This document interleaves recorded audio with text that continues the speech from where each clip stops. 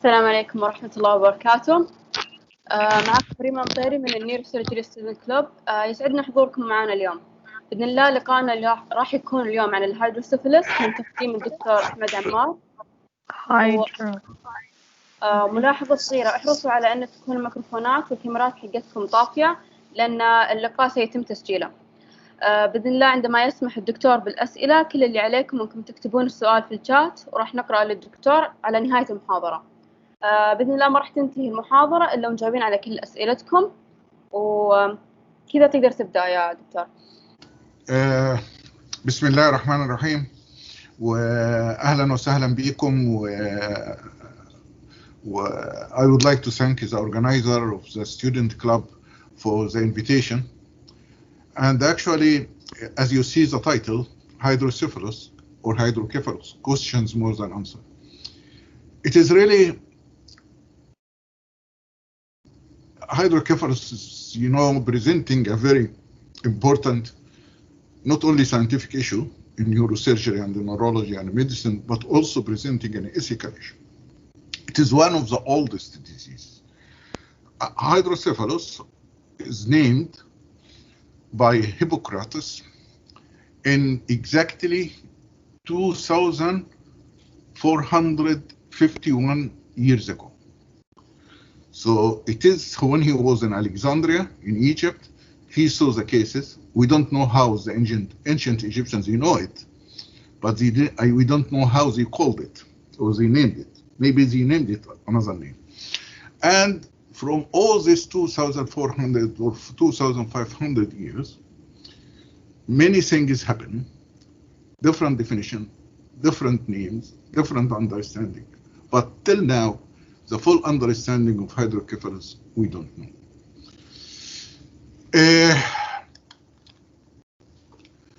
We are going to talk today about introduction, which is very important, I believe. It should be a subject of a lecture by itself. It's about how to practice medicine. And then we talk about some definition and classification and diagnosis, and we will go through the lecture. You see the book, which we published 2 years ago by Springer, and the name also, Hydrocephalus, what do we know, and what we do still not know. This says a lot. And actually through the book, which is a large book, we could discover that there are a lot of things we don't know. As because hydrocephalus, people consider it as a simple operation. So maybe that's why the people, they neglect it in some way or another, as we are going to see. But do we operate, or we are a doctor, just to do complex surgery, or we are a doctors to treat patients? Here comes the important ethical question. What is medicine? Is medicine a service or a business? Definitely, medicine is a service. We are a doctor to help the patient. Patient is the center of care. Not our ego, not our benefit is the center of care. It is the patient who is the center of care. But and that was the history of medicine all the years. Till after the Second World War, 50, 60, 70 years ago, things changed. Between who call in ethics virtue, which is the highest standard of value, medicine as presented by highest standard of value, till now became a profitable medicine. Yes, medicine needs money to progress, needs financial support, but shouldn't be on the expenses of the value and the benefit of the patient. We still have Hippocratic oaths or different kind of oaths in graduation, but do we really remember it or stuck to it? Or it is just part of the graduation ceremony, that's it. If we hear Sir William Osler, who is really I admire very much,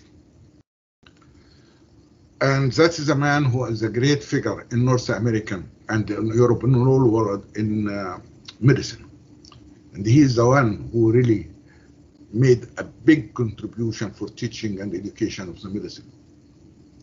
He said, as a practice of medicine is not a business and can never be one, the education of the heart and the moral side of the man must keep pace with the education of the head.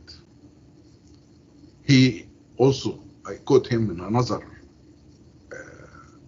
writing, we are here to add what we can to life, not to get what we can from life. So this doesn't mean that this type of virtue medicine is a part of history, doesn't exist anymore, and today medicine is just profitable medicine. Is this wisdom of Osler buried with him long time ago?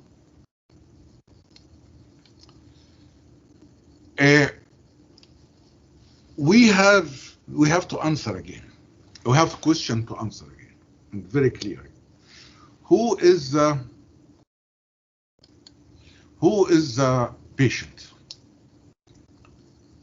Is the patient a disease, or he is a human being suffering of a disease? Human being in his weakest period of his life, which needs help. He doesn't, the last thing he needs to add a problem to his problem. Patient is not a disease and shouldn't called by the disease name as it is the habit in many hospitals nowadays. Who is the doctor? Who is the neurosurgeon? And what we treat? Also again, William Osler said, the good physician treats diseases, but the great physician treats the patient who has the disease. I hope that you remember this very well. So if that is, we talk about medicine, so what is ethics? And this is another book. Is it what we believe, or what we practice, or what we understand, or what we interpret, or what is value, and what is the ethical behavior, and the ethical thought, or individual ethics, or global ethics? This is, we can have it in another subject, in another discussion, in another lecture. But if I make it very simple, ethics is a moral philosophy concerned about question right and wrong, and how can people act, or ought to act, or acting, or supposed to act, or should act to make the things good. Just in simple question. Medical ethics, actually, it was a way very common every day in a hospital. You say this man is ethical, this operation is not ethical, this research is ethical, this is not. But we really don't know what we are talking about. That's why when we wrote this book, which published 6 years ago, was the very first book about neurosurgical ethics in practice, rather than the ethics in bioethics in medicine, more than 3,000 years, and even more. So we tried very simply to get the ethics from the very difficult term, from philosophical term, to a very simple terminology, very simple language, which all the doctors, new surgeons, paramedics, medical students understand. But this, so it's just simple, and then I will tell you why I came to this before going. There are 3 main branches of ethics. There are another 4th one, but it is debating about it. Meta-ethics, which is concerns about the nature of ethical theory itself. Yani, what does the value, what does the thing is, good or bad? What is right and what's wrong? And how do you judge? And how can you know this moral is right or wrong?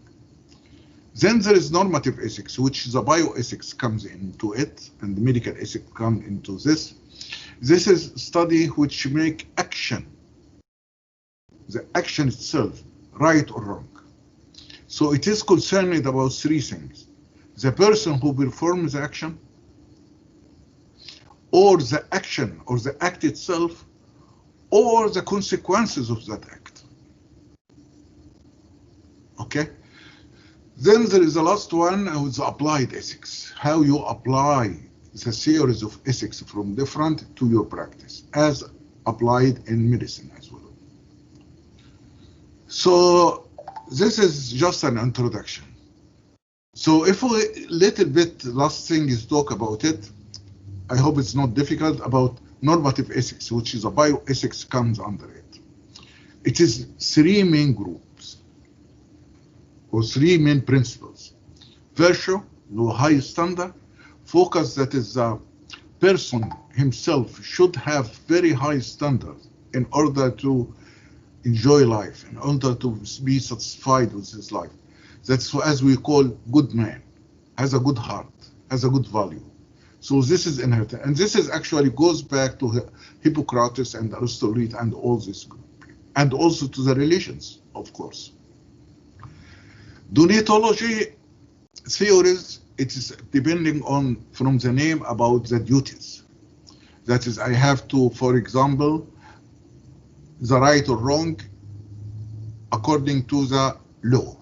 If I follow the law, if I follow the hospital code, if I follow the traffic signals, so this is right and that's wrong. So it is depending, and this is of course in everything. That is, it is about the duties. Constitutionalism, this is another very hot topic, about right or wrong is not according to the act itself, but the consequences, the result. If the result is good, the act is good.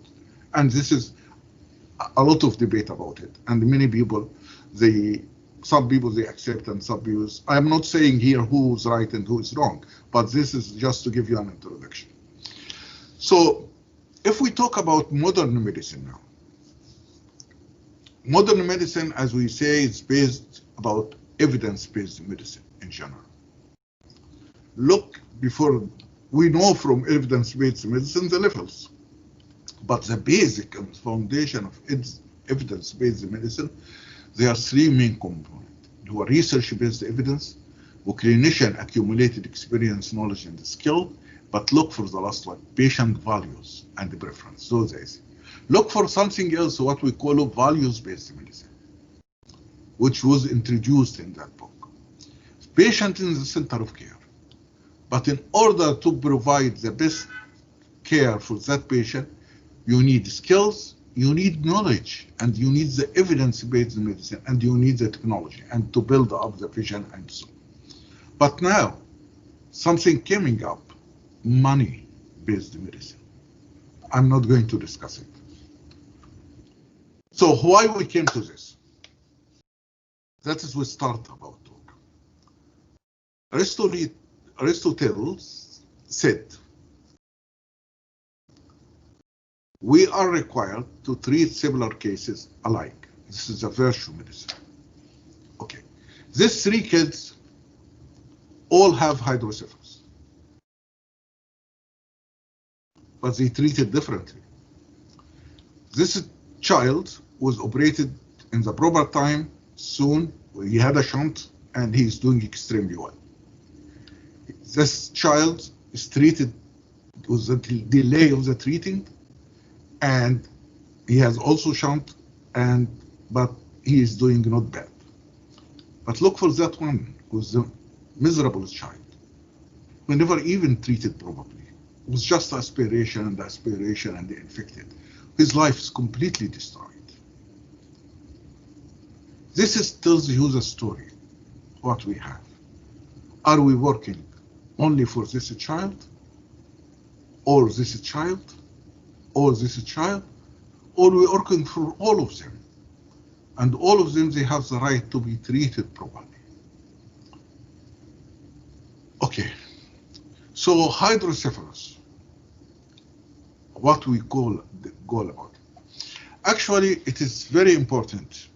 And as we said in the first page of the book, people, they take it simple, as hydrocephalus is not a ventricles problem. Not just dilated ventricles needed shunt, that's what is hydrocephalus.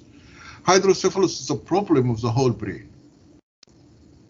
It's understanding it is one of the main key to understand the brain and its function.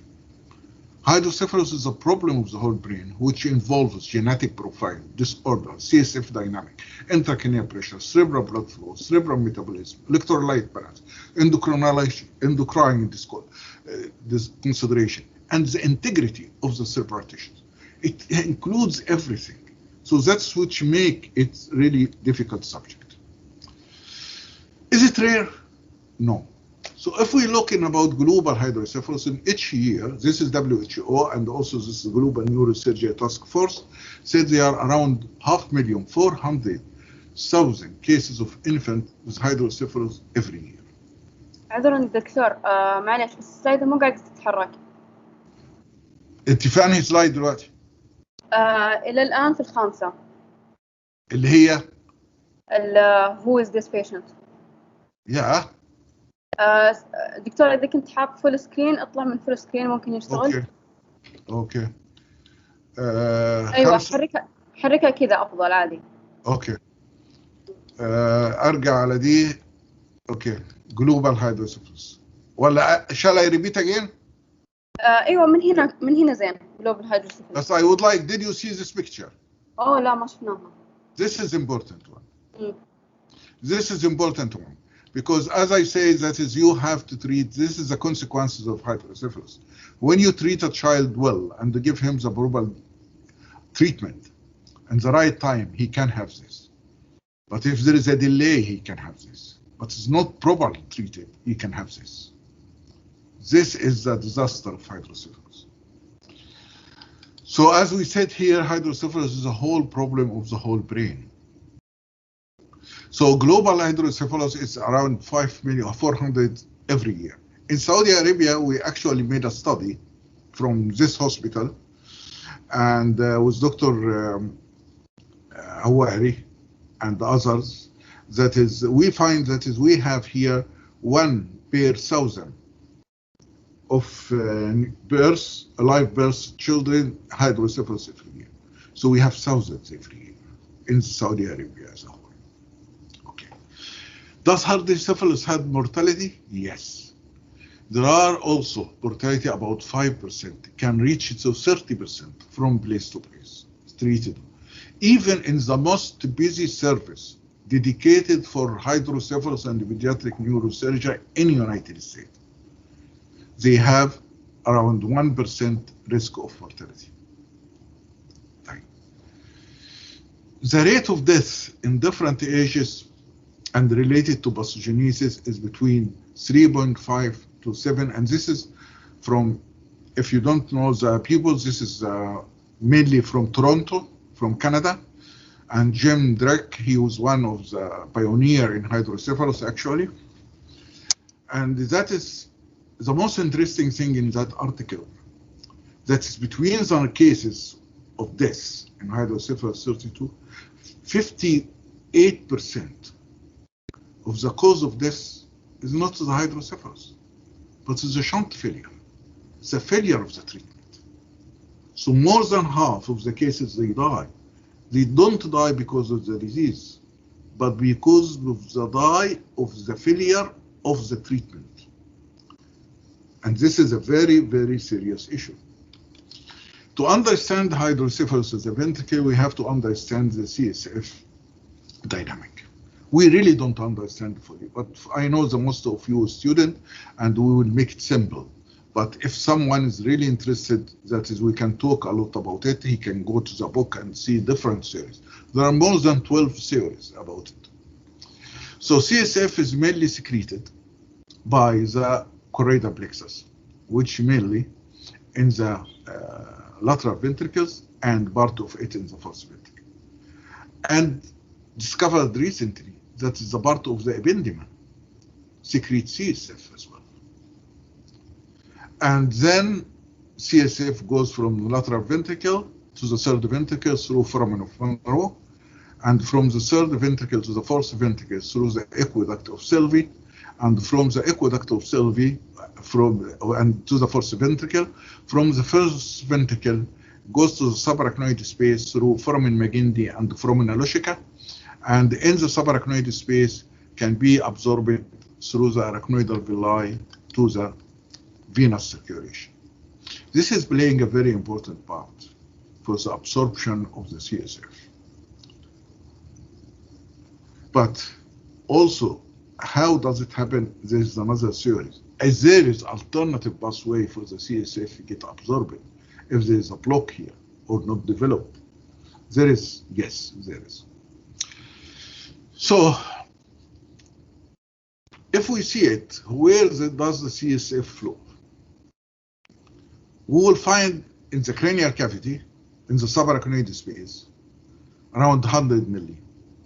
In the spinal subarachnoid space, to 25 milli. In all the four ventricles, lateral ventricle 25 to 30, third ventricle 2 to 3, fourth ventricle 2 to 3 milli, spinal canal. So most of the CSF actually in the subarachnoid space. But when we talk about dynamic now, that's why we don't understand it fully. We talk only about the movement of CSF from lateral ventricle to the subarachnoid space. But we believe subarachnoid space playing a very important role in CSF dynamics. And the people started to take really attention to it now. So there are actually how the CSF moves from ventricle lateral to the third to the fourth subarachnoid space from place. There are theories. The most, as I told you, more than 12 theories. But the most common, what we call pulsating theory, or as Tony Raimondi, one of the pioneers and the founder also in pediatric neurosurgery in the world, he died years ago, he called it delivery or delivery theory. That means that is the brain is pulsating, and the pulsating transmitted through the arachnoidal arteries and capillaries to the ventricles. So that when there is a contraction of the ventricle, so it pushes the CSF down to the foramen of Monroe, and when they relax the ventricle again, it is like delivery, like the uterus. Contraction and relaxation, contraction and relaxation, and by this way, the CSF.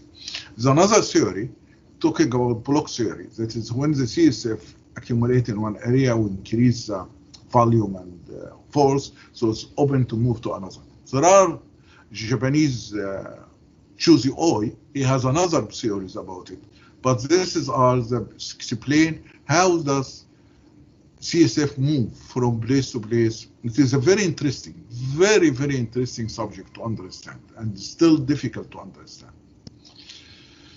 CSF is very important. So you cannot, for example, drain the CSF and get rid of all, drain of all. Patient will die if you drain it.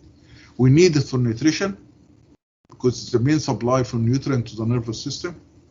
CSF also has a very important function. It's a protection. It protects the brain against any shock or any trauma. And also prevention of brain ischemia, and this is recently discovered. And also CSF was discovered also has the ability of hemostasis. It can stop the bleeding or regulate it. But also, which is known by clearing waste. It's clearing all the waste of the products from the brain and from the metabolism. So the most important for me is that this function protection. So it protects in two ways. It is protect as shock absorber, liquid, around the brain, as the brain and spine are suspended inside this hard compartment of the skull and vertebrae and surrounded by the CSF. So when there's no ligament around the brain, so when they get trauma in one side, the CSF absorb it, and that can move and absorb the shock and doesn't cause really harm to the brain. And second, about chemical protection. CLS and CSF contains a precise component needed neuron. What is the nutrition? So it is regulates itself. Also, this is an important subject. Now we come to the hydrocephalus. Again, you can diagnose it, of course, intrauterine, and should be diagnosed intrauterine. I think every ultrasound for a pregnant woman should really focus to answer, is this patient has a hydrocephalus or spinal bifida congenital anomaly or not? Because if it has an hydrocephalus, there is a question about how to deliver this baby. Hydrocephalus with a large head must be delivered by cesarean section. So you don't cause compression on the brain by this floating or skull bones and damage the brain. So the brain would be squeezed between the pressure inside the ventricle and the skull bone during the birth canal. It can be diagnosed, of course, in neonate by CT scan and MRI. That is also in all. There are actually a group, just a few months ago formed, by European Association of Neurological Surgery. They called CSF Task Force. I'm honored to be one of them. We try to first start to make a new classification of hydrocephalus. And because treatment of each one of them is not the same. And maybe the causes of hydrocephalus in both of them are not the same as well. So intrauterine hydrocephalus, as we said, this is ultrasound and can show the dilated ventricle, and this is case from our hospital.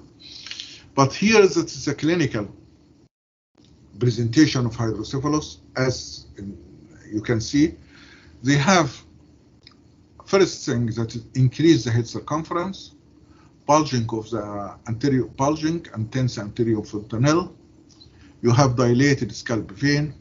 You have shining of the skin. You have sunset position of the eye. This is regardless which type of hydrocephalus. But when we come to the types of hydrocephalus, we have mainly, as I told you, there are many efforts to reclassify it. But the simple one for especially young people, communicating and non-communicating. Communicating hydrocephalus means that is all the pathway of the CSF from lateral ventricle to the third ventricle to the fourth ventricle to subarachnoid space is maintained and intact. So that's what we call it communicating hydrocephalus. So the problem is the absorption of the CSF in the arachnoidal villi. And this has happened, communicating hydrocephalus, as a result or as a consequences of subarachnoid hemorrhage, very common, or after meningitis. Nearly 40 to 50% of the pediatric patients after meningitis, they develop communicating hydrocephalus.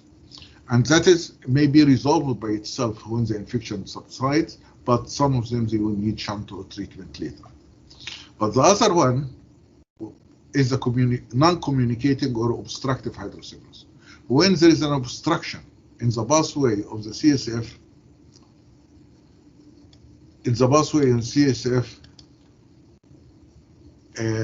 obstruction can cause stop of the pathway. So if we have an obstruction here in the foramen of Monroe, which is mainly colloid cyst, so this can cause dilatation of the ventricle because CSF has no way to come down. Or in the third ventricle, which could be pushed up by tumors, like craniopharyngioma, for example, which is common in this place. Or pneumotrauma, or hemorrhage, for example. Or infection.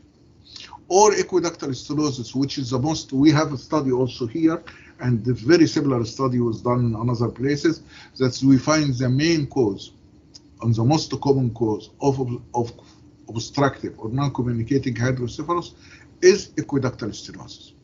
And we divide aqueductal stenosis to three parts. One part, what we call it, that is real aqueductal stenosis. So that is the aqueductal stenosis, as we talk about pulsating, it is surrounded by fibroblast, sort of glial tissue stuff, so it doesn't really pulsate with the pulsation of CSF. So CSF flow inside it is very slow, so the CSF can come. But this doesn't make more than 20%. But 70% of it is what we call it frogging of the aqueduct. So that is the aqueduct is divided to 2 or 3 small channels, small channels. So the CSF flows through different channels slowly. So that is the make it also delay of sleep.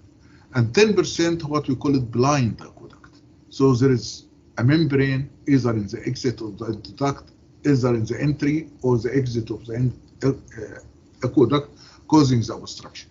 There are also problems in the posterior fossa, like here the tumor, medulloblastoma or astrocytoma, or infection in the skull base, which is common, especially TB or others.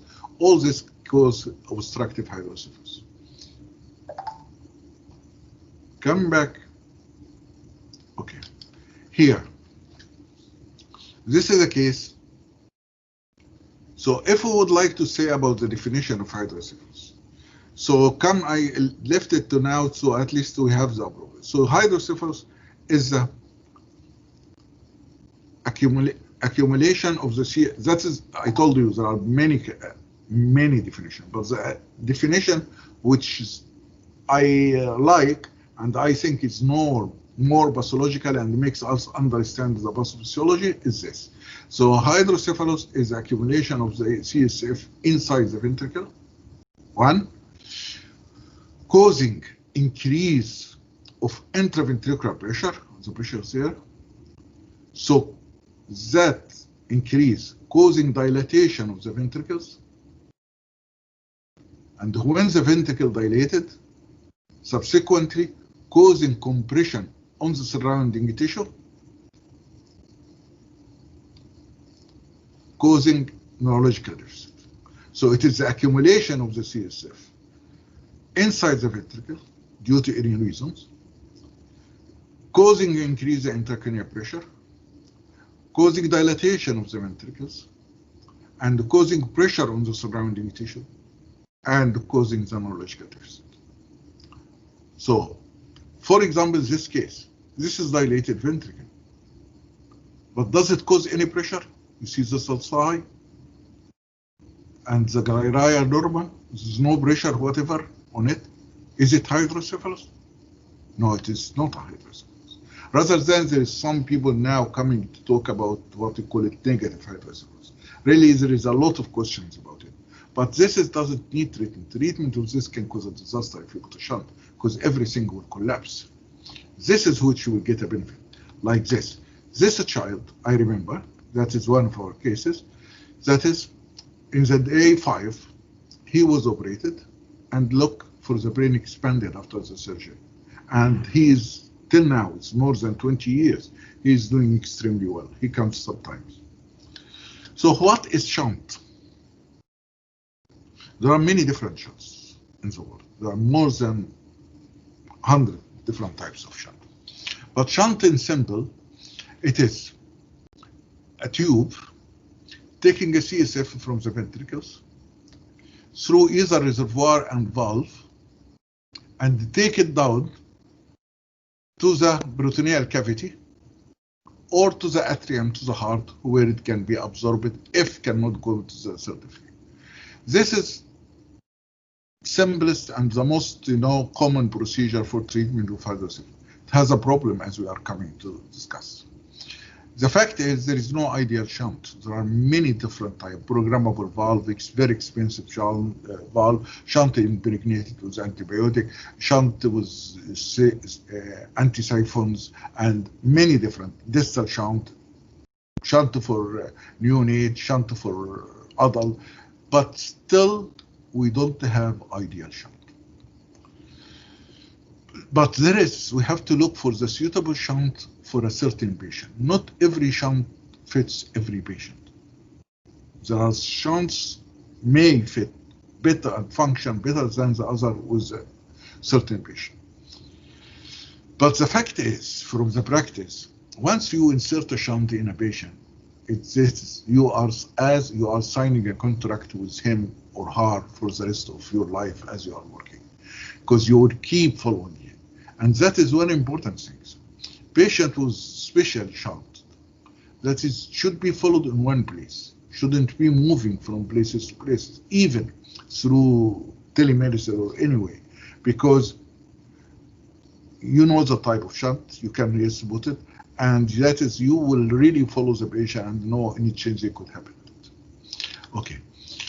Very frequent in the ER, you get a call from the ER physician. We got a child. They hear that he had a shunt before, and he said that he had a fever, maybe it's shunt infection. Come and take over. There are a way to test the valve. So if we say that the valve is blocked here, here is the reservoir. All the shunts, they have reservoir. 90% of them, at least. So if you press it and it is blocked here, it means there is no CSF inside. So you will find that the flushing of the reservoir back is very slow, as it is empty, no CSF in it. But if the ventricle is open, but the obstruction is distal, either in the peritoneal part or in the atrial part, you will find CSF is accumulated here. So when you press it, it is very hard to be pressed because it is full of CSF and you cannot go down. But normal, it is flushing. When you press it, it comes back, soft and easy. And that means that it is functional. This is one way of treatment. Another way, which actually started, not now, started by Dandy in 1920s, but then the people left it when the shunts discovered later on, and the people started to come back to it. This is the endoscopic third ventriculostomy, ATV. It means that we go to the endoscope, if there is obstruction on the aqueduct, as we said, this is the most common cause, the obstruction of the aqueduct or the posterior fossa. So you go from lateral ventricle, from borehole through the cortex to the lateral ventricle, to the foramen of Monro, to the floor of the third ventricles, and to make an opening for it. So you allow the CSF to go, instead of going down to the aqueduct where it is blocked, it goes to the subarachnoid space through the prepontine cistern and they get absorbed in the arachnoid alveoli, as you are making shortcut. But if the obstruction in the foramen of Monro, you cannot do it unless you remove the obstruction of foramen Monro first with the endoscope and go to it. Or if there is a hematoma or larger tumor here in the lateral ventricles. But if there is, so it is very effective when the obstruction from the aqueduct to the posterior fossa. Okay. The complication of hydrocephalus. We have shunt infection and shunt malfunction. Also, child can have moderate neurological deficit, can have cognitive function may be affected or altered, and may have severe neurological deficit and may have epilepsy. It is not rare to have an epilepsy with a hydrocephalic patient, and also, as we said, death can be a complication of it. Right. Questions? For young neurosurgeons especially, and for the other, because most of have been in this field more than 40 years, and I saw thousands.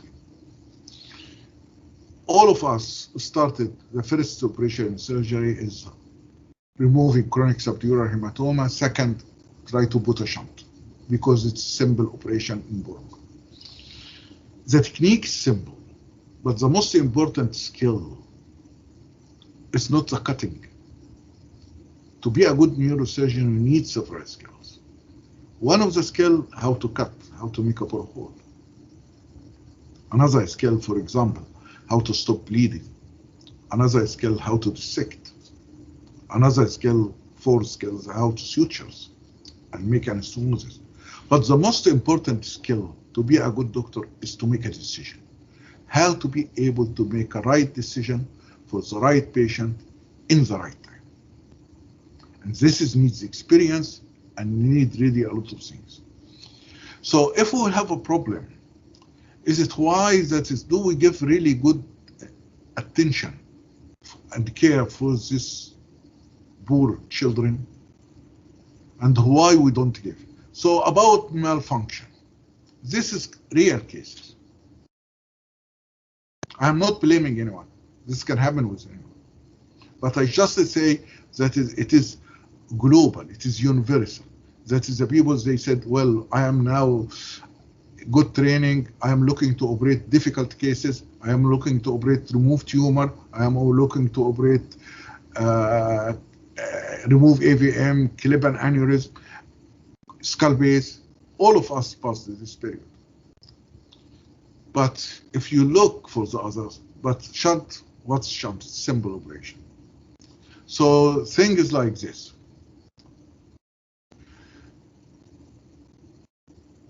Inserted shunt, but the ventricle, the tube didn't go inside the ventricle. Is it the problem of the hydrocephalus child? Or the problem of the equipment? Or it's a problem for the man who tried to insert it? Didn't give enough attention. Like this, another case, attention here. He inserted, but not good enough to reach the ventricle to drain CSF. So you are causing trouble, not treating. Another type. This is the connection between the ventricular end and the valve. It was subtypes of shunt like that. Look, it is loose. It is separated. What cost? Minute to make a good tie? To stop it? Another thing, the same problem. Shunt didn't reach the ventricle. Shunt is folded even around the surface, not even comes near the ventricles.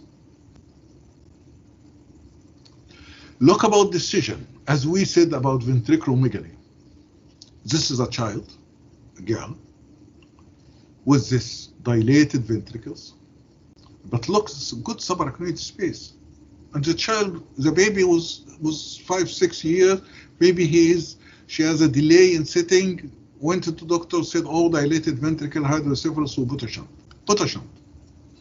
Brain started to collapse and formed subdural hematoma, subdural hygroma, and the connection, and the patient deteriorated.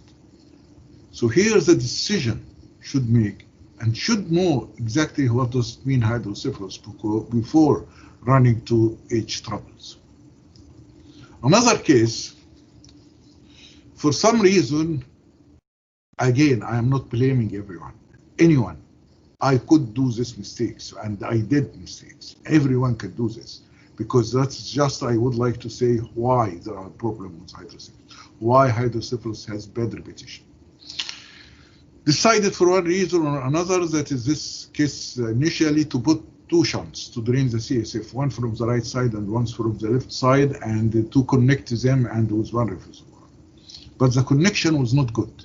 So it drained from one side to the other side, which was supposed to be in the ventricle, and the CSF, instead of draining to the abdomen, drained inside the brain. So the brain, the child came with high intracranial pressure. It's coming about to die, because you are really putting more fluid inside the brain, not draining fluid. Again, this is to tell you how simple is the simple. That is, these things needs attention.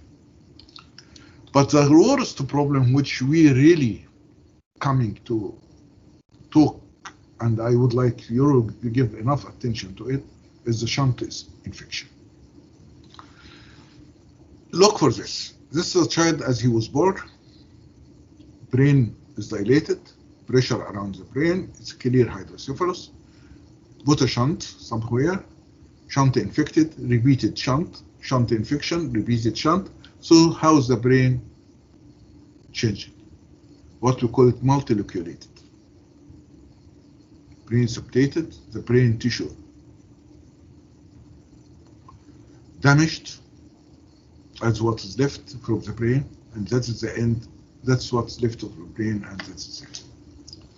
So that brain which you could survive and live, now the child is ended like this, with severe neurological deficit, cerebral palsy, and this.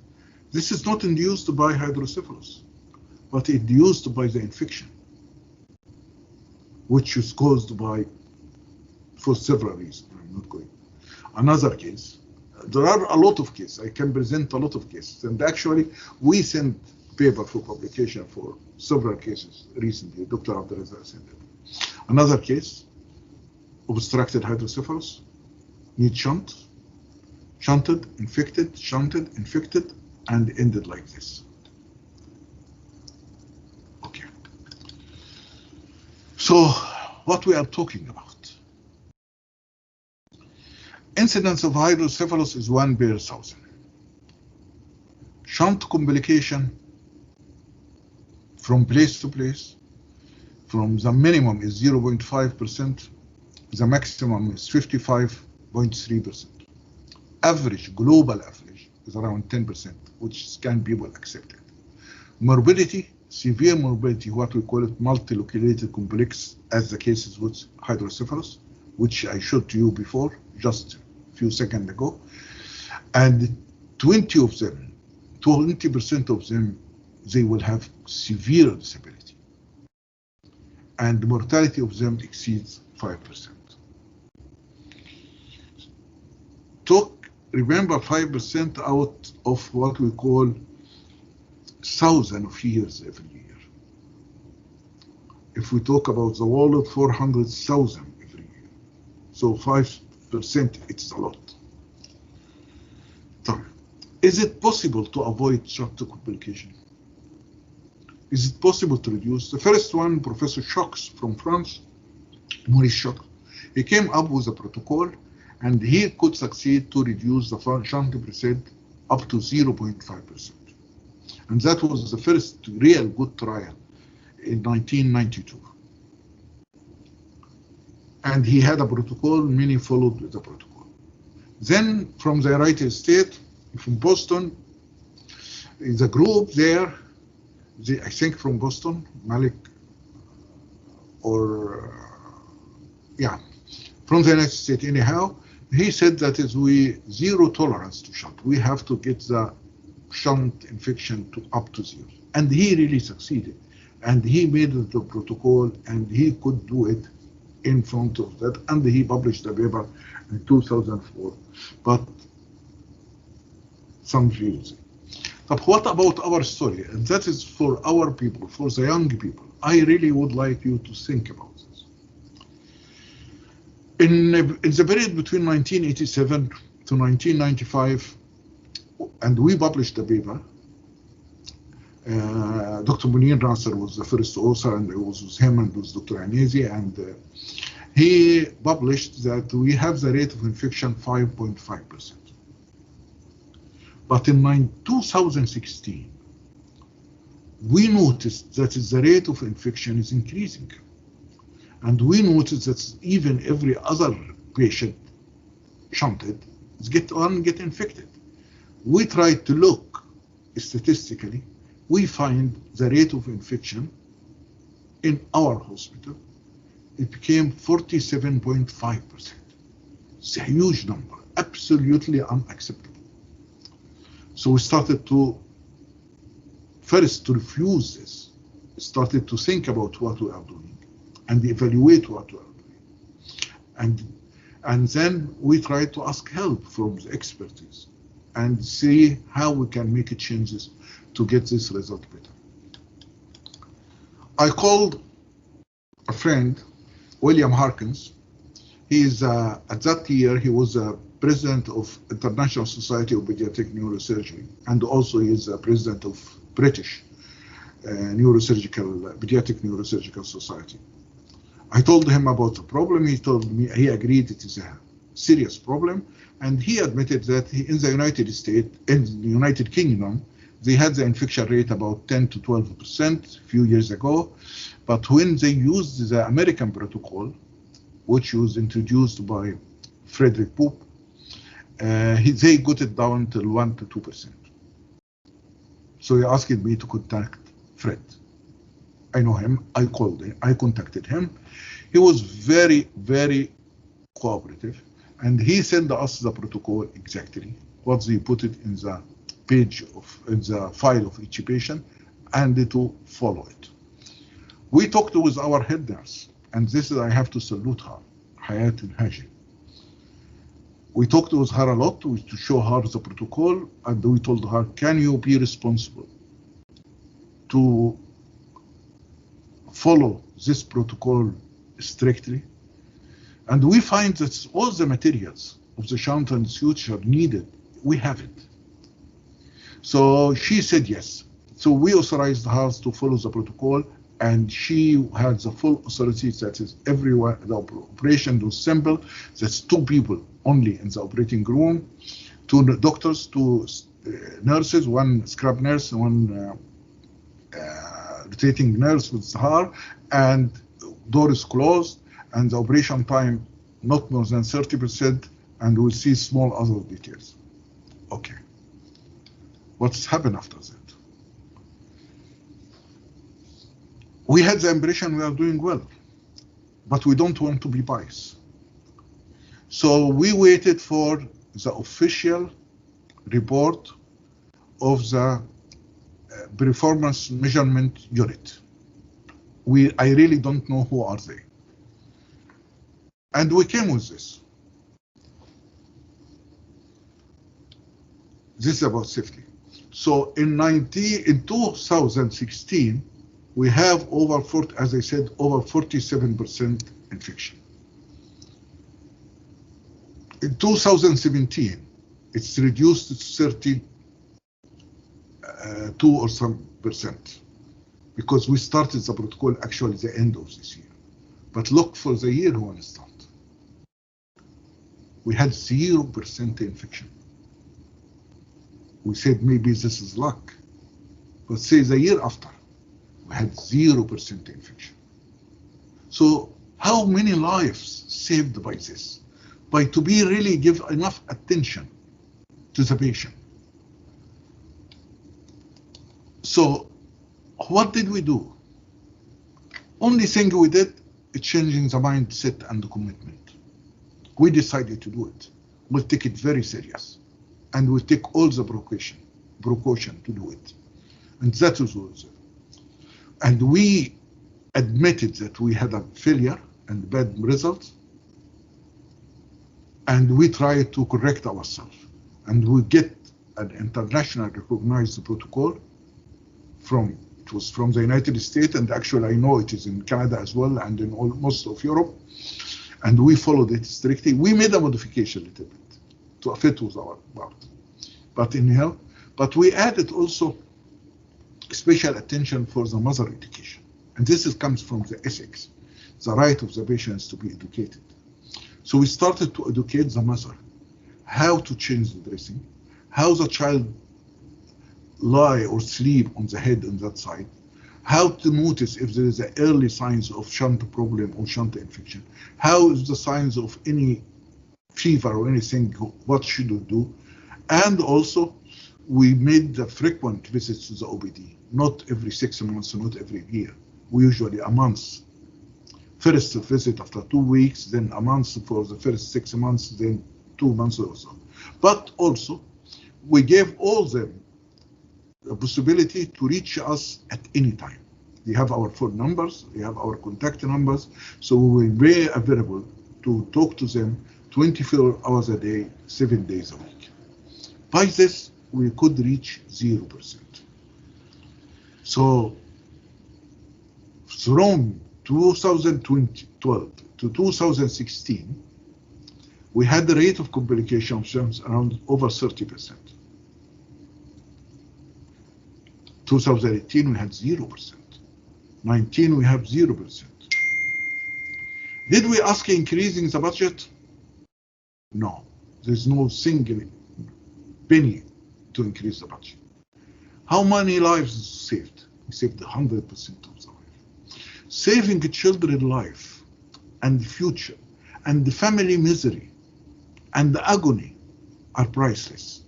And it is achievable if you just concentrate and focus. At the same time, it is saving resources. We saved the money, saved the antibiotics, saved the blood incubation for a long time, allowed beds empty quickly so the patients they can come. It is only about attention. Observe the very small details. The major details of every surgery, everybody knows. But the small, minute details, it's which makes difference between one surgery and other surgery. This is applicable in shunt, applicable in aneurysm, applicable in heart surgery, in everything. So this is we started to see the areas where the infection can get and inflow, and more important, where to put the valve.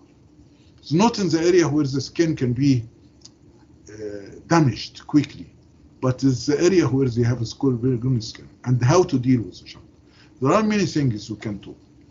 Another decision, as also important question for decision, is if there are more than 200 types of shunts, so which shunt should I choose for which patient? We have to think about shunt not because of the maker of the shunt, but because of the pressure of the shunt.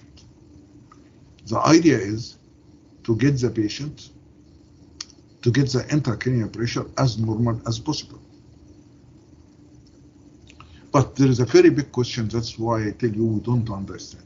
We don't know till now what is the normal intracranial pressure in the neonates. There are studies, but there is no really concrete. This is something should be found. But when it is high, yes, we know it. But what is normal? So we try to reduce it as much as possible to be near 1 or 2 millimeter mercury. Is intracranial another thing? Is the intracranial pressure in hydrocephalic patients the same? But it's not the same, because you can have the pressure high if that is the full brain tissue is developed. But if it's not properly developed, so you don't have the same thing. So there are many things. The size of the head, also the monitors, there are a lot of things can be discussed. But this is an important issue. That is why this is not a question, not the answer of this question is not for young trainees. It is one experience. It can be, would be able to answer this. So what is the outcome of hydrocephalus? You can read, it says that it's maybe the rule of 3. You know, there are some countries who, when they discover that the pregnant lady had a hydrocephalus, they advise for abortion. And they say that the child will never be good, the child will have a lot of surgery, and it end with disaster and family misery. But anyhow, this is, they have their own way. But in general, they say the outcome of hydrocephalus is the rule of 3. Third, they may have more or less normal life. Third, they will have delay in milestone, and they say the third will have neurological deficit, and 10% will die. But as I tell you, there are some countries and some states in the United States, they go for abortion. There, of course, there are some movement against it. So we asked ourselves this question. Is it true what is said? Can we improve the outcome? We designed a research years ago. And the aim of that research that is we would like to know the true percentage of good outcome of hydrocephalus. And if there is a way to predict the long-term outcome of hydrocephalus as early as the child is born or treated. And also we tried to see why do some newborn do well and the others don't. And the last thing is there is a way to improve the outcome. In order to this, we have to define what is the good outcome and get started. So we started to make a research for all the children admitted in the hospital and operated since 1987. But when we took them to the study, the minimum age of them would be 12 years. So at least we know that they go to school, in the age of school. Oldest one in our study was 38 years. Doing good or very good in the school, this is a condition. That's when we say that it should have, in definition, good outcome, is doing good or very good in the school and university, and has a regular job. and at least average IQ. Some of them, they will have very high IQ. And they have good quality of life, fully independent, married, if some of them married. And they have normal family life, social life, normal or minimum cognitive function, alteration. Like, for example, speech, some of them, they have problems with this. So this is the criteria which you put to say this child is good. And we started to see. We find in our study around 21.8% have what we call very good outcome. After us, we presented this, people, they had a lot of debate about it, but the German group, we had no direct contact, but they followed the same methods, and they found that they have more than 30% very good outcome over 40 years of short experience. So this means that there is a good chance. Why they have 30 and 22? I think we know the answer. Because the good rehabilitation for the children and the good care for the infant and the good early education, which may cause the difference. But anyhow, but we are improving. So I say that is, yes, there is a chance for this hydrocephalic patient to have a very good outcome. This is just example of our patient. This patient, he agreed to put his picture. He's 25 years. He had a shunt from the day of birth. He had 4 times revised. He is a university graduate. He is working in a private business in one of the major cities here. This is another child. He is as the son of one, she was a head nurse in our hospital in pediatric unit, and he is now working in the bank, and recently I heard that he became the chief of the branch of the bank in India. That's when he was, and that's he is, and that's shot. This is another one. He is a member of the university staff from one of the universities. That's the shunt when he was in the age, and now he is a member of he is in PhD, he is in the United States. And this is another one. That's the same problem studied. That's when he was a baby, and now he is graduated from the university. So these are, we have life. They have 2 good examples of the good outcome of hydrocephalus. So the message which I would like you to take, hydrocephalus is a serious medical, neurological, and neurosurgical problem, which is rather common. It is not rare at all. It is the most common CNS congenital anomalies we have. Hydrocephalus is not fully understood yet. That's why we really don't treat it properly. Shunt complications are very serious complications with high mortality and morbidities, and can be avoided. That is important if you give enough attention and commitment. And the number of these suffered kids are 10,000. They are not few, they are not hundreds, they are 100,000 all over the world. Avoiding such serious complication is, as again, commitment and changing the mindset. That's which require to increase the budget, to give a good result. So I would like really invite you all to start think about hydrocephalus. Hydrocephalus, yes, one of the very oldest discovered and named medical problem. But till now, we don't understand enough. We need a lot of research. We need a lot of good brains. We need a lot of young brains, fresh brains, to think maybe out of the box. We need you to think about it. Is that all about hydrocephalus? Is this lecture? Of course not. It is just a very simple introduction.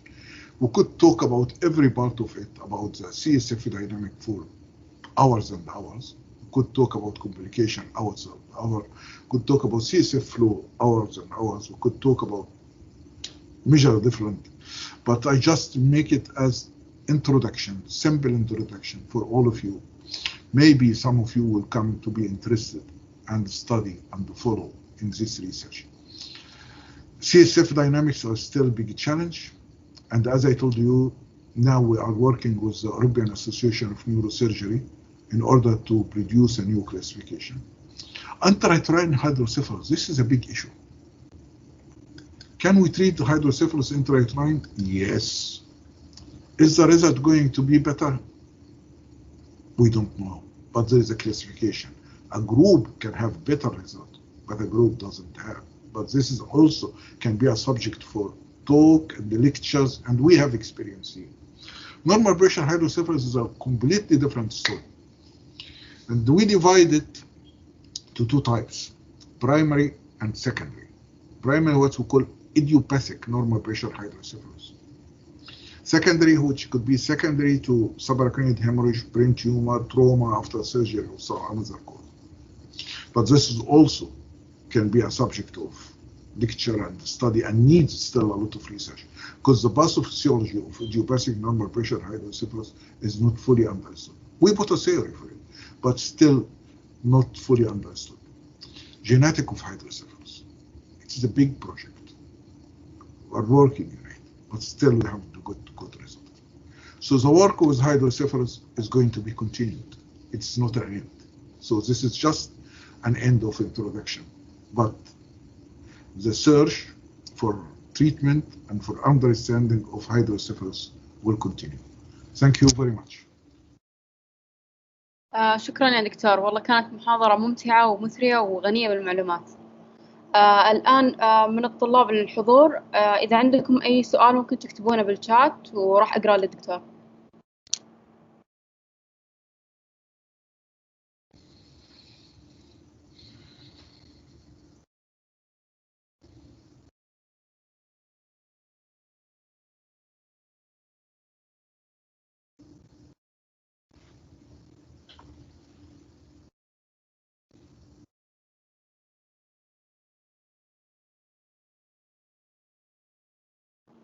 عندي سؤال دكتور.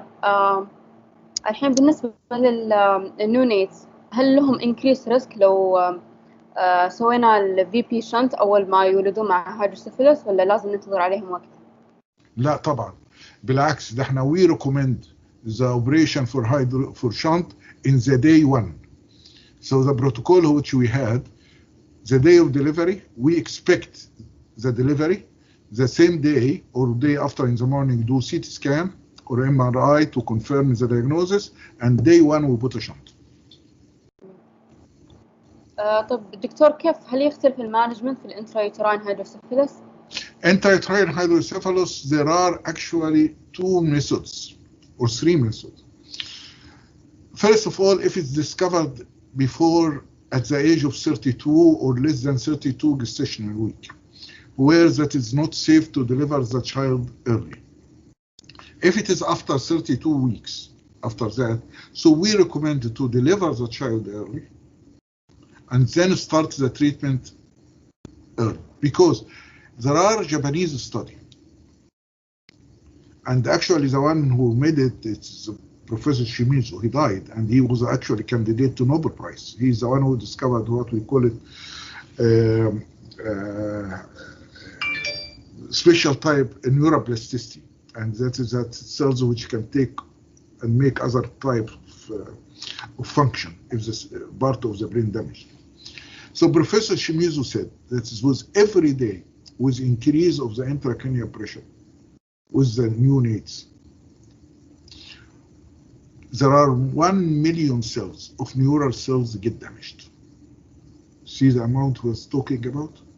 So as early as you interfere, so you are saving more neural cells. So this is the positive side of it. But negative side of it, that's when you interfere with the child still valuable, that it can get infections, it can get problems, it needs a lot of protection. So it is a balance. But that's when we talk about prematures. But child full term should be shunted. So this is one type, when we diagnose and get the child out. But before 32 weeks, when the child is still intrauterine, there are two ways. One is insert intrauterine shunt. And this has happened. We have actually, Dr. Anesi made one intrauterine shunt. And or use the endoscope. And as the Brazilian people, made their work, and they do it a lot actually. Dr. Oliveira in Sao Paulo, he actually, I think, that is they use the endoscope in order to, as endoscopic, in order to open the aqueduct or open the floor of the third ventricle in order to drain the CSF intra-aortic, temporary, and also aspirate some of the CSF. Another method which we made, and we published actually years ago, is to put a drain from the ventricles out to the peritoneal, to the mother's peritoneal cavity, or outside the abdomen, for few days or few weeks, 2 or 3 weeks, till the child, till the fetus grow up more, and then this can reduce the intracranial pressure and reduce the risk of damaged cells. We published this paper and published it, and we had 6 cases actually, and we published years ago. So there are different methods, but still debate a lot of this. We need a lot of research still. More important, because some type of hydrocephalus is syndromatic. It's associated with another congenital anomaly. So they don't really recover whatever you do. This is fact. So we have to know which type of hydrocephalus to treat first. And more important, we should not expose the mother to any risk. This is very important when we talk about intrauterine hydrocephalus. But it is important subject. في سؤال ثاني دكتور مكتوب do people continue to have shunt until they're old or there is a time when the patient wouldn't need it anymore? This is very smart question and very frequent question. It depends on the type. If the type of hydrocephalus, obstructive hydrocephalus, aqueduct stenosis, for example, or something like that is absent, or aqueduct is blocked, or blind, as you say, so that patient will need the shunt for the rest of the life. And the all example which I give it to you, they have the shunt for the rest of their life, 38. And we have a lady, she married, she got pregnant, and the shunt, she has the shunt in the peritoneal cavity, didn't disturb anything. So it is possible. But there are the other type which the shunt can be removed. That is, for example, the patient have communicating hydrocephalus. Still the aqueduct. There is a reason that is the CSF pathway is open, but there is a reason, that the patient is CSF doesn't flow properly. So that's why we need a shunt. The child grows, the infant grows, but the shunt doesn't grow. So there is a time that is we have to replace the shunt in the child. I usually do before replacing the shunt. Usually it varies about between different children. Some children they grow big fast and some they don't. So according to the size of the child and the growth of the children, but everyone will come to the period we have to replace or revise the shunt. Before revise it, we test it. And we would like to know, is the child or infant or young adult needs the shunt or doesn't need the shunt? So we test it before that. If it doesn't need it, we remove it and we keep him and observing him and see how it will work.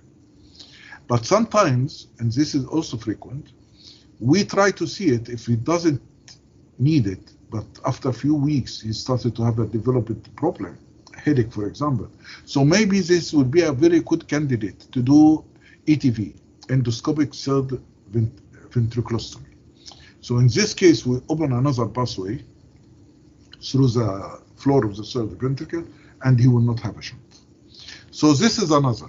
So there is possibility. There is a group of patients and the group of patients, and we have to put this possibility in front of us all the time. في سؤال ثاني يقول in case of very mild hydrocephalus without head size changes, how can I suspect it? Is there any other symptoms in mild cases? What does it mean mild? Well, that is why if it is ventricular dilatation, as I showed you an example, it is not a hydrocephalus. It is better to call it ventriculomegaly. Hydrocephalus is the name of a disease. Means increase intracranial pressure, increase causing headache, causing visual disturbance, causing neurological deficit, causing vomiting, causing any signs. But dilated ventricle and the child is normal, walking, running, playing around, and just the picture of the CT scan shows dilatation of the ventricle, this is, I don't even think about interfering. We don't treat picture. We don't treat images of the CT scan or MRI. We treat a child who has a future and has a life. We have to think about it. That's why I made all this introduction. سؤال آخر, is there any role in repetition of ETV operation if failed, or is it better to go VPS directly? There is possible to repeat it. If it's failed, there are ways why it's failed. Maybe the opening was not big enough. Maybe there are some layers of the arachnoid under the opening stopped it. So we have to really investigate and study very well why did it fail. So, as the example I said about our failure in the infection, every failure, and this is in medicine, not only in neurosurgery, this is the lessons of medicine, can be a very good lesson. You admit there is a failure, you study why is the failure, what are the causes, and then you look for an answer and the treatment. So that is it. So if we think there is a problem, this could be failure due to the opening, it's not big enough. Sometimes there is membranes, very thick membrane under it, so it's go from the opening, but there is a membrane under it stopped, could be seen, we can open it. There are other ways. There is another cause, especially in very young infant, less than 6 months, whereas the third ventricle is dilated, the basal cisterna, prepontine cisterna, and the chiasmatic cisterna are not developed. So there is the CSF goes down from the fourth ventricle to the hard bone of the skull, so it doesn't go. So we have to study why. And then if there's a chance to correct it, fine. If it doesn't chance, we turn it to shunt. Someone asked, can you please repeat the obstructed hydrocephalus? Repeat what? Obstructed hydrocephalus. Repeat it. Yes. Obstructive hydrocephalus means that is, we talked about the CSF pathway from lateral ventricles to foramen manual to third ventricle to the aqueduct of Sylvie to the fourth ventricle, and from fourth ventricles through foramen Magendie, foramen Oleshica to the subarachnoid space. This pathway is blocked somewhere. Could be blocked in the level of the foramen manual, or could be blocked in the level of the aqueduct, or could be blocked in the third ventricle, or even could be blocked in the lateral ventricle by occupying tumor or hematoma. So obstruction or blocking this pathway is what we call it obstructive hydrocephalus, or non-communicating hydrocephalus. But the most common cause of congenital obstructive or non-communicating hydrocephalus is aqueductal stenosis. There are local studies here say so. There's international studies also confirming the same result. But there are other classifications. This is, I told you, this is a simple traditional classification of hydrocephalus about obstructive and non-obstructive. There's another classification, so it's about internal hydrocephalus and external hydrocephalus. There's other classification. And maybe we are coming within 1 year, this European task force about a new classification. Wait and see. But I hope I answered the question about obstructive hydrocephalus, what does it mean? ايوه شكرا دكتور. الآن وصلنا إلى ختام الأسئلة، ما أعتقد في أسئلة زيادة. شكرا للجميع على حضوركم، وشكرا للدكتور أحمد على وقته. جزاك الله خير دكتور. كذا وصلنا إلى ختام اللقاء. ألف شكر. أتمنى أعرف عدد الحضور كان قد إيه؟ راح نرسل لك الإحصائيات يا دكتور على الإيميل. أوكي شكرا، والتحية للجميع، ربنا يوفقكم.